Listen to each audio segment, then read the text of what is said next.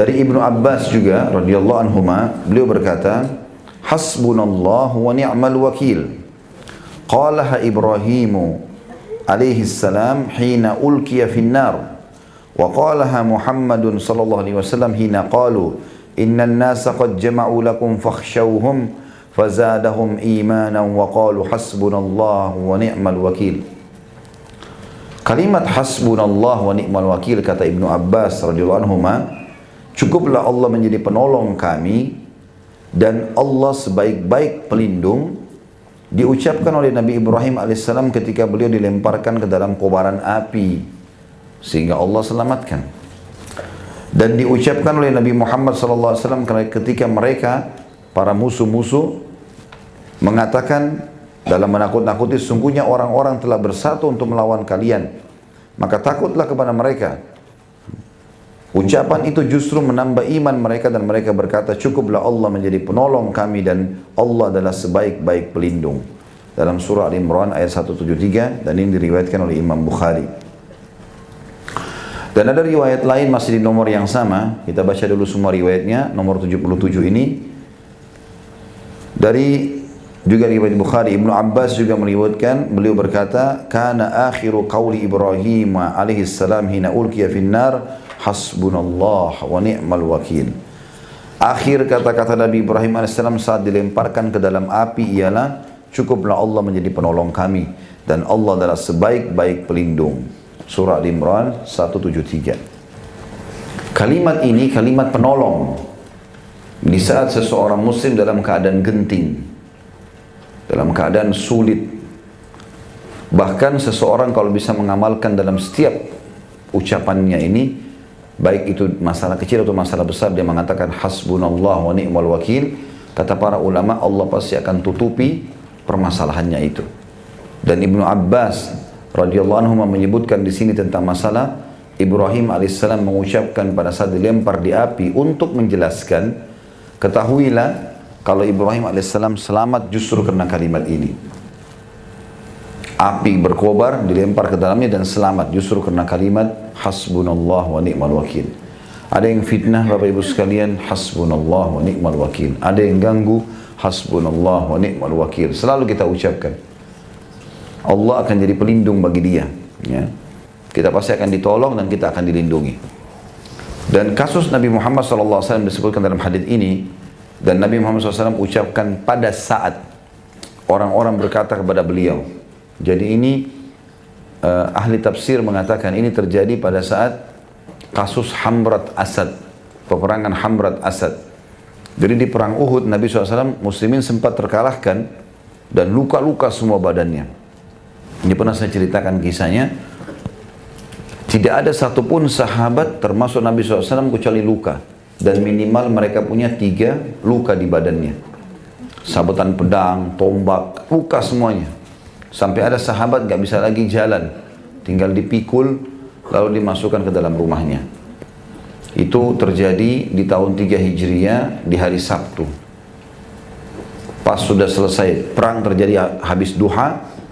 Kemudian selesai peperangan menjelang asar. Sudah sore, orang-orang musyrik sudah pulang. Nabi SAW pulang bersama muslimin. Jenazah-jenazah dikuburin syuhada Uhud, kemudian pulang ke Madinah. Waktu tiba di Madinah, tiba waktu sholat maghrib dan isya, Nabi SAW imami sholat, sedikit sekali sahabat yang hadir. Karena mayoritasnya luka di perang. Yang ikut perang kan sekitar 700 orang, ya, bersama Nabi SAW. Maka yang tinggal di masjid orang-orang tua, anak-anak gitu. Ada juga sahabat yang masih merasa kuat hadir bersama Nabi SAW. Rupanya Nabi pada saat itu menerima wahyu. Pas habis sholat subuh, menerima wahyu. Kalau perintah Allah seluruh yang ikut di Uhud kemarin, keluar kejar Quraisy. Dan tidak boleh orang baru, harus mereka saja yang luka-luka itu, gitu kan. Ini luar biasa nih kisahnya, sampai-sampai kita bisa bayangkan kalau kena pisau dapur saja tangan kita, ya, dan berdarah itu sudah sakit luar biasa. Atau mungkin kena apalah ya, kakinya kena paku misalnya. Ini badan mereka Minimal di antara mereka itu kena 3 sabetan pedang atau tusukan tombak, luka. Ada yang penuh 70 luka di badannya, gitu kan. Tapi perintah Allah SWT suruh keluar mereka. Maka para utusan Nabi SAW keliling Madinah. Wahai yang hadir di Uhud kemarin, dan bukan selain kalian, tidak boleh orang baru, bukan orang yang sehat, yang sakit-sakit tuh kemarin. Semuanya kalian diperintahkan oleh Allah, wahyu telah turun kepada Nabi SAW untuk menyerang Quraisy. Uniknya pada saat itu, semua sahabat yang tadinya luka-luka ini bangkit, bangun. Ada yang jalan merangkak, ada yang dipikul sama temannya, ada yang dibantu oleh anak-anaknya dinaikkan di atas kuda. Pokoknya mereka jalan semua. Sampai ada 2 anak muda, seluruh kepalanya sampai kakinya luka, adik kakak umur 16-15 tahun dua-duanya. Mereka tergeletak, ibunya lagi rawat. Lewat depan rumah mereka, utusan Nabi SAW. Hai yang sudah ikut di Uhud kemarin, muslimin. Rasulullah SAW menerima wahyu menyuruh kalian menyerang Quraisy. Dan Nabi SAW menunggu sekarang di pintu gerbang Madinah. Maka si kakak bilang sama adiknya, bagaimana bisa kita tetap di ranjang sini sementara utusan Rasulullah SAW sudah memanggil kita? Adiknya bilang, bagaimana caranya kita pergi? Bergerak dari ranjang aja nggak bisa. Kata kakaknya, saya seret kamu beberapa langkah, kamu seret saya beberapa langkah. Harus kita pergi. Lalu mereka saling seret-seret berdua dalam kondisi luka. Sampai orang yang lihat menyaksikan nangis semua pada saat itu. Kejadian luar biasa ini. Pasukan Nabi SAW berkumpul di pintu gerbang Madinah, semuanya luka. Dalam kondisi kesakitan. Ya, mereka masih ada yang ditampal dengan daun-daun badannya. Lalu Nabi SAW melihat mereka, lalu mengatakan, bergeraklah. Bergerak, jalan. Bukan pasukan baru ini. Rupanya, orang-orang munafik di Madinah mengirim informasi kepada Quraisy. Quraisy masih istirahat di satu tempat namanya Hamrat Asad. Lokasi. Ya, kalau Hamrat Asad ini terjemahnya sebenarnya singa merah ya. Itu makna, itu nama sebuah gunung di sana. Yang gunung itu kelihatannya bentuknya mirip singa dan warnanya kemerah-merahan. Itu sebagian hadis sejarah mengatakan. Sebagian lagi mengatakan memang di situ diberikan nama saja Hamrat Asad. Ya. Maka orang-orang Quraisy bingung. Mereka lalu bertanya kepada orang-orang munafik yang datang bawa informasi. Yang Muhammad bawa ini, pasukan baru atau pasukan kemarin? Kata mereka yang kemarin, dalam kondisi luka-luka. Gitu kan? Jadi bukan orang baru untuk berperang. Ternyata itu malah melemahkan Quraisy. Karena mereka mengatakan, bagaimana bisa orang yang luka-luka mau berperang? Berarti mereka betul-betul mau mati. Ini bahaya, bisa dendam. Daripada kita menghadapi mereka, lebih baik kita pulang ke Mekah bawa berita kemenangan. Lalu mereka mengutus beberapa orang menuju ke pasukan Nabi SAW untuk menakut-nakuti. Datanglah beberapa orang ke pasukan Nabi SAW lalu mengatakan, hai Muhammad, dari jauh, hai muslimin, kalian mau melawan lagi? Kemarin kan sudah kalah. Gitu kan? Dan itu terjadi hari Ahadnya. Karena Nabi SAW keluar hari Ahad pagi. Quraisy juga sudah bergerak meninggalkan Hamrat Asad. Janganlah kalian melawan. Karena pasukan Quraisy 2.000 lebih. Pasukannya kan 3.000 orang. Ada korban beberapa orang, 2.900 pasukan Quraisy masih ada. Mereka sudah kuat dan mereka akan menyerang kalian supaya takut gitu. Ternyata seluruh sahabat bersama Nabi SAW itu 700 orang atau 630 orang, karena ada 70 korban Uhud ya pada saat itu, mengatakan hasbunallah wa ni'mal wakil. Allah sebaik-baik penolong dan pelindung. Itu makna daripada potongan perkataan Ibnu Abbas radhiyallahu anhu dan Nabi SAW ketika mereka mengatakan kepada Nabi SAW, ya, sesungguhnya orang-orang telah bersatu untuk melawan kalian. Artinya Quraisy akan kembali melawan.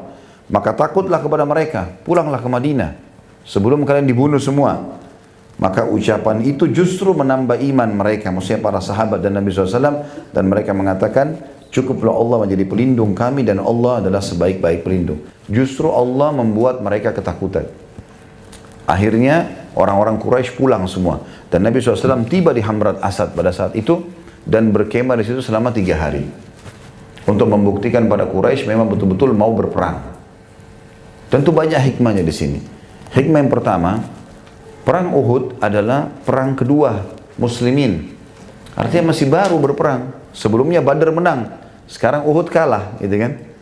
Maka itu membuat syok secara kejiwaan. Supaya sahabat tidak syok berperang, tetap mau berperang, maka hikmah ilahi disuruhlah mereka keluar. Dan ternyata betul, dengan mereka keluar, Quraisy takut. Jadi tidak berpengaruh masalah luka-luka mereka itu, gitu kan? Akhirnya mereka pulang ke Madinah dalam kondisi puas. Walaupun mereka dikalah di Uhud, ternyata di Hamrat Asad mereka tunggu sampai 3 hari, Quraisy nggak berani datang. Maka menghidupkan kembali ma'nawiyah dalam bahasa Arab, artinya semangat itu kembali lagi hidup, ya, untuk berperang. Dan betul terjadi. Setelah itu para sahabat semangat lagi mengejar mati syahid. Yang kedua, hikmahnya adalah untuk membuktikan kepada para sahabat, kalaupun kalian sampai berperang dalam kondisi kalian luka-luka, tetap Allah akan berikan kemenangan pada saat itu. Kalau seandainya Quraisy kembali menghadapi muslimin di Hamrat Asad, maka Allah akan memastikan kemenangan. Walaupun mereka luka-luka, dan akan terjadi korban yang besar pada Quraisy. Tapi karena mereka tidak kembali, maka Allah SWT memberikan ketenangan jiwa kepada muslimin dan menganggap sudah menang. Ya. Ketiga, memberikan hikmah kepada tentang kisah itu tentunya kepada para sahabat, kalau memang target seorang muslim adalah akhirat. Sekalian kalian sudah niat mati syahid, kejar surga, udah jangan setengah-setengah. Badan sudah luka sekalian. Gitu. Jadi mereka pun semangat pada saat itu untuk mengejar mati syahidnya. Jadi kalimat ini Bapak Ibu sekalian gunakan dalam setiap keadaan. Hasbunallah wa ni'mal wakil. Hasbunallah wa ni'mal wakil. Selalu kita ucapkan. Apa saja kita merasa tidak nyaman, hasbunallah wa ni'mal wakil. Keinginan belum terpenuhi, ya, niat-niat belum tersampaikan, kaki belum sampai ke tujuan, ya, tangan belum sampai menjama, hal itu adalah hal-hal yang merupakan hak kita dan keinginan yang baik, maka hasbunallah wa ni'mal wakil. Ya.